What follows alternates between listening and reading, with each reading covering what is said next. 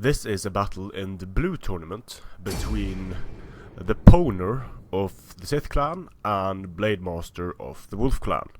The TehPwner has picked Epirus, and Blademaster counterpicked that with Lusitani on Nemetocenna. I don't know if they were supposed to play on snow, so we might have a restart here. I think someone messed up the map selection, but we'll see. And in the blue tournament, the rules are max 2 elephants chariots, max 10 cavalry, horse skirmishers excluded, I believe, max 4 horse skirmishers. But there is a max 8 of the same rule in place, so not 8 of the same unit, but 8 of the same unit type. So for example, max 8 spear infantry, max 6 sword infantry. So these rules are going to make barbarian sword rushes far less viable, because you might have to contend with an elephant and a chariot, or 2 elephants or 2 chariots. And of course, just 8 swords is not really enough to be a true MLG sword rush. But we are in the game. I am recording live, so I can go over the builds because I'm not streaming. We have 2 mercenary Italian cavalry, we have 2 Thessalian cavalry, we have a Hellenic Royal Guard general. Then we have 4 hoplites, 3 levy pikes up front, Illyrian levies, 2 mercenary Samnites, 3 mercenary Rhodian slingers, and javelin men for the TehPwner. For Blademaster, we have 3 Lusitani nobles, I believe, 2 veteran shields, 2 Iberian swords on each flank. So that means that he has, 8 swords, 2 Scutari spears, 4 Scutari cavalry, Lusitani guerrillas, and Balearic slingers up front. So, Blademaster has to deal with the skirmishers of Epirus some way, and it's not going to be super easy because they are hidden behind these levy pikes.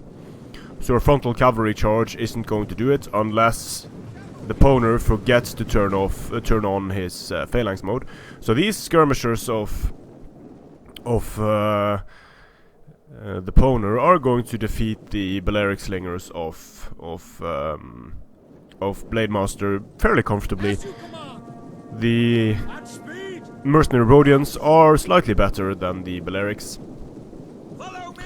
In terms of infantry, the infantry of Blademaster is going to stomp all over Epirus' infantry. In terms of cavalry, just in a straight up cavalry fight, no support. The cavalry of getting good charges, the cavalry of the TehPwner is going to win that one. But this is just going to depend so much on how they use their armies, of course.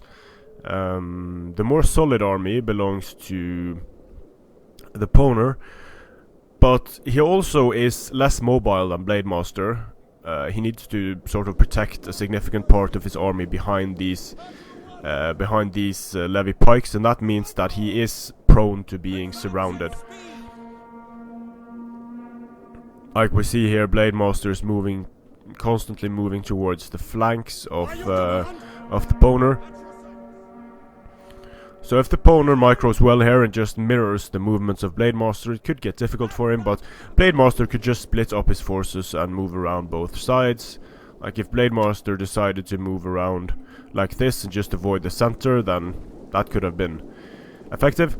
Here we have the skirmish starting. They are playing on ultra unit sizes.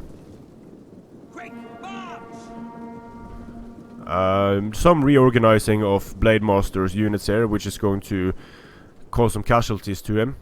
But the Balearic slingers have managed to do quite a bit of damage already. It looks like they are shooting at because the TehPwner's units are sort of bunched up.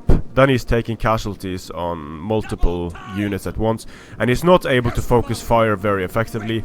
Well, actually now he is, and the Balearic slingers of Blademaster are dropping quickly. Needs to be careful about these spearmen and the potential javelins incoming from the units like the Iberian swords, however. And at this time, I think it would have been a better idea to just start sniping the general of Blademaster here, because these Balearics are far less dangerous than the general. If he manages to snipe the general of Blademaster, then it's basically a GG, so it would probably be a good idea. Nicely done here by the Powner in sending out his Sam Knights to shield from the Skirmish Spearmen. Smart move there. Here comes the Skirmish Cavalry trying to screen away the skirmishers, presumably. But at this point, it would be a great idea to start targeting the Lusitani nobles. He needs to be careful with his javelin men here. They might get caught if he's not careful. Blademaster being very active with trying to scare away the skirmishers. And at this point, the mercenary Rhodians are getting kills, but they are sort of bunched up, and that means they're not as effective as they would be if they weren't bunched up. But they are focusing fire now on the Balearic Slingers, and the Balearic Slingers are dropping very, very quickly. So this is the sort of engagement that Blademaster probably doesn't want.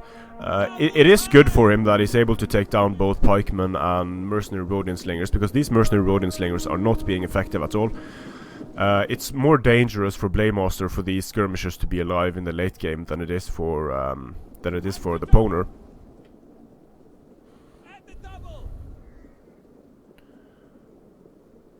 This unit of Balearic Slingers came back, only has 7 kills. This one has 141 kills, which is massive.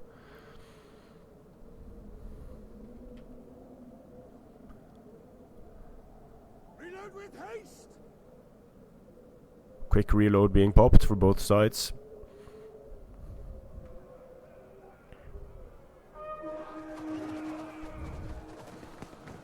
This unit is not breaking yet. It was wavering, and now it starts to waver again.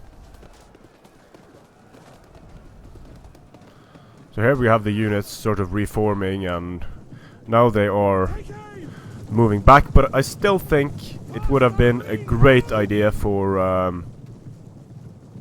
there we go. Attack orders given on the Lusitani nobles. Might be a bit late though.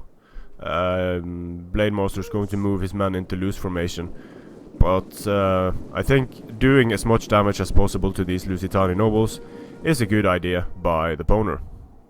He needs to be careful here. He's moving his mercenary Rhodian slingers forward, probably a huge miss micro, and he eats a lot of javelins for it, but he manages to throw some javelins into the Skirmish cavalry, so nicely done.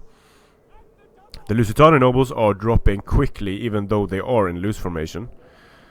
Actually, in loose formation, he might just charge this pike line and come out on top. He could win using loose formation there.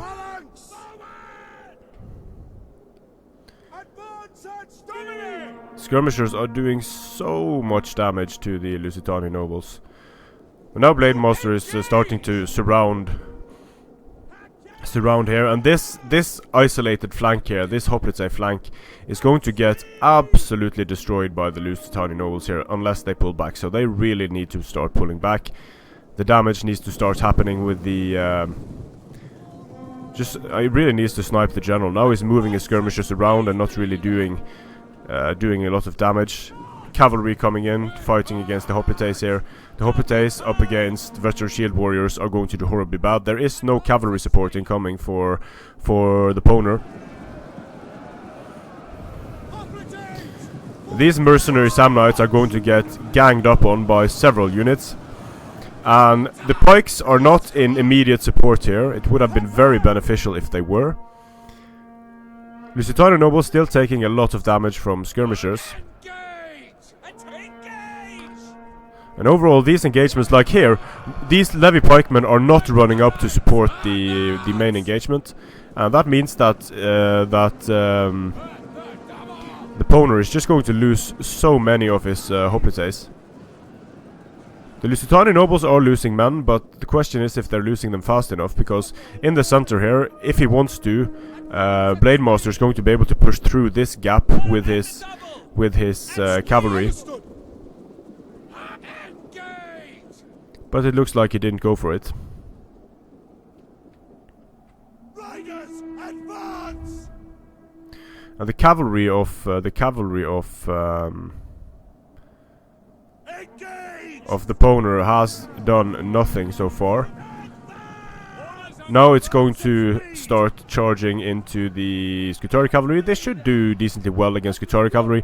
The problem is that there are Iberian swords and several units in support here, so Blademaster has been able to position himself very well around the formation of TehPwner.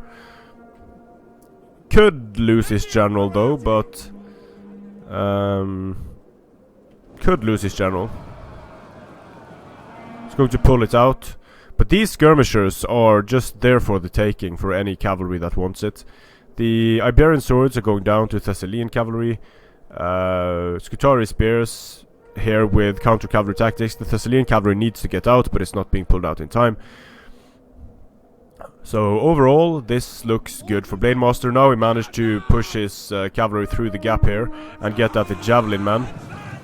The general of Blademaster is dead, with 52 men left in the unit, so that might play a role in causing some of these units to break prematurely. But I just don't see what TehPwner has left to pwn with at this point, because his units are primarily defensive, and the killing tools that he had was mainly cavalry and these skirmishers, and these skirmishers have done quite a lot of damage, but he is about to lose them now. In my opinion, they didn't start firing early enough on the general, and his cavalry again. He had a strong cavalry arm, but the cavalry is being very passive, getting charged by spear units. He's leaving them in for quite some time against these and sending them into unfavorable engagements, like here with Iberian swords supporting. It's not a good time for shock cavalry. The Lusitani nobles are already dead, so he probably doesn't need to use his Hellenic Royal Cavalry to charge that unit. Some skirmishers left on the field for TehPwner, but it's just so little, and he's losing a lot of Hellenic cavalry here to basically nothing. Pulling them out, smart move, getting a nice charge on the Skutari cavalry. It's going to do a lot of damage to the Skutari cavalry. There are so many units left for Blademaster. If Blademaster really fucks up here, he could lose it, but then the TehPwner is going to have to mess up to a significant degree as well. The general is dead though for Lusitani. There's still so many units left on the field. This Skutari cavalry unit is probably going to go down. Here we have the other Skutari unit, cavalry unit going down. Veteran shields rushing in. They should get a charge from this Hellenic Royal Cavalry. These Lusitani guerrillas are not going to like getting attacked by the mercenary Samnites.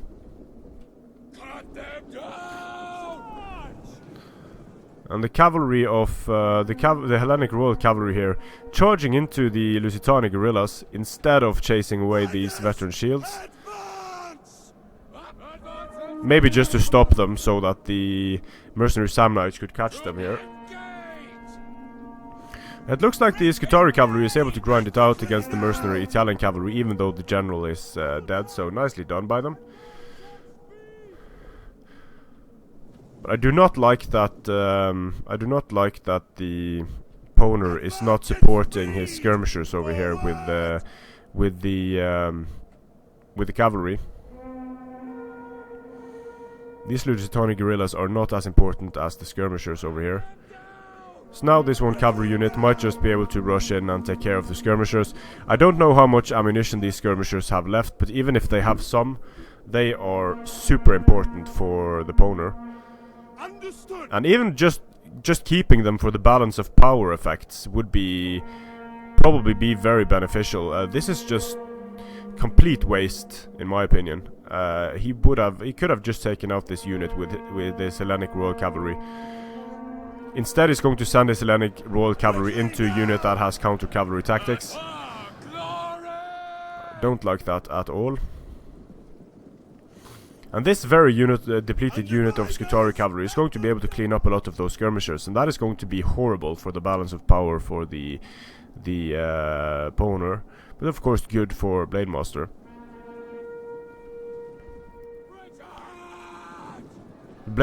So the Powner could have just this unit of Hellenic Royal Cavalry. If that had taken care of this unit of Veteran Shields, and then this unit of Scutari Cavalry, then this battle would have been so much more winnable for the Powner, but he just kept insisting on wasting his cavalry against units with counter-cavalry tactics. And shock cavalry should avoid units with counter-cavalry tactics. Look at this Hellenic Royal Cavalry just dying to cheap Scutari spears. So that is basically a gift to Blademaster, sending in shock cavalry against these units, instead of using the shock cavalry exclusively against the Iberian swords and against the noble fighters and the veteran shields.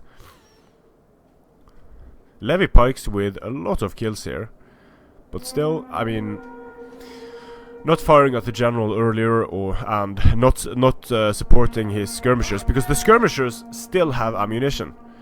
So, I mean, why he would not support his skirmishers and let one depleted cavalry unit destroy two skirmishing units? I mean, that is too bad for the Powner, because if those skirmishers had been left alive, if he didn't waste his general, that could have won him the game. Nothing is certain, of course, but things looked very good for him at that point. But then he made some errors in decision making that cost him the game, because at this point there is absolutely nothing he can do to bring the game back. He only has a depleted unit of levy pikes, some mercenary Samnites, and mercenary Rhodians. So this is the GG. They might have even called the GG. No, it was just a ready, but this is the GG.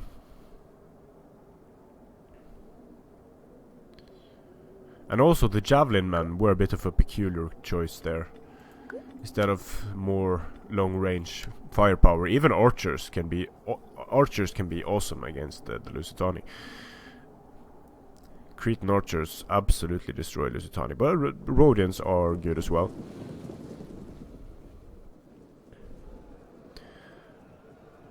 Nice kills on the nobles, but the cavalry was just completely wasted on these units of Scutari spears.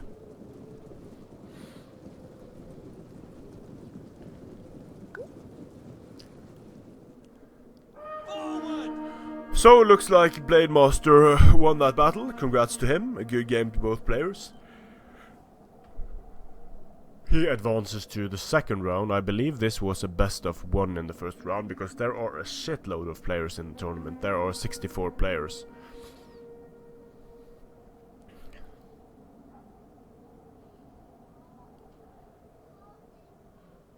So this is what I'm talking about with the balance of power. Even that unit of mercenary Rhodian slingers is holding the balance of power down. The army is losing at this point, but if he had just kept his skirmishers alive, that would have been massive.